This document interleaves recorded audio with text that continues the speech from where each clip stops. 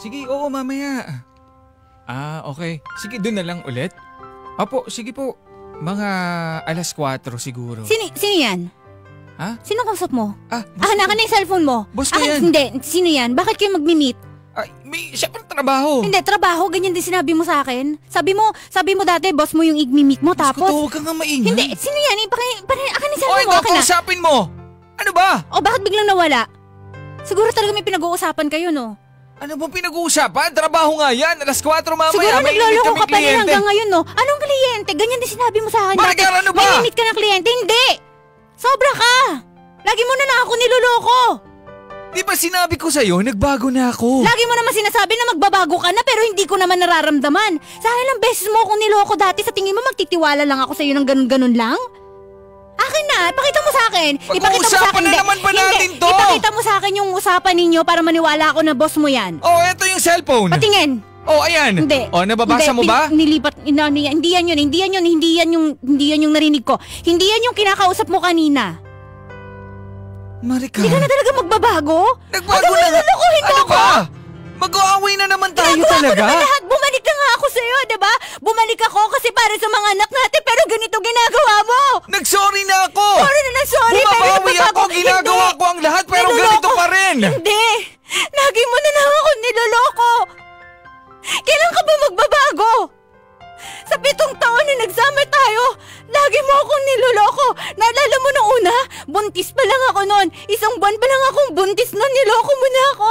Pinagsisihan ko ng mga nangyari, Maricar. Pinagsisisihan? Kung pinagsisisihan mo, sana huminto ka na noon. Pero tinuloy-tuloy mo pa din. Kaya hindi nga ka humingi naawa ako sa ng akin. tawad. Sa tingin mo lahat magagawa ng tawad? Hindi.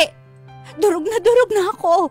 Kung hindi lang dahil sa mga anak natin, hindi ako babalik sa'yo eh. Hindi ako babalik sa'yo dahil sa ginagawa mo.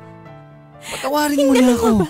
Sorry na. Ano pa bang kulang? Ayusin natin to. Ano pa bang kulang sa akin? Hindi ba ako maganda para sa'yo? Hindi ba ako sexy? Mas maganda ba talaga sila? Mas magaling ba talaga sila?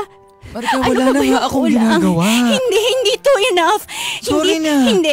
Hindi ako naniniwala. Hindi. Huwag mo akong hawakan. Wala na nga akong ginagawa. Hindi. Boss ko yung Niloko kausap mo, ko. Hindi mo boss yan. Ganyan din ginawa mo dati.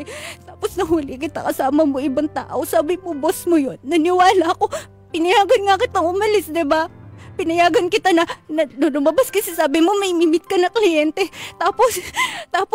Tama na. Hindi ito matigil. Sana by this time, paniwalaan mo naman ako. Ang hirap mong paniwalaan. Ang hirap mong mahalin. Ang hirap mong mahalin. Ang hirap tanggapin yung mga ginawa mo dati. Tignan mo. Hindi ko makitang maganda ako sa paningin ko.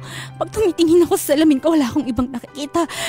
Kundi lahat ng sakit na binigay mo sa akin noon. Patawarin mo na ako. Paano kita papatawarin? Kung buong buhay ko, buong pagsasama natin, wala ka ng ibang ginawa kundi saktan ako. Hindi ko na uulitin. Sorry Hindi na. Hindi mo uulitin. Pero wala. Hindi ko nararamdaman na hindi mo na uulitin.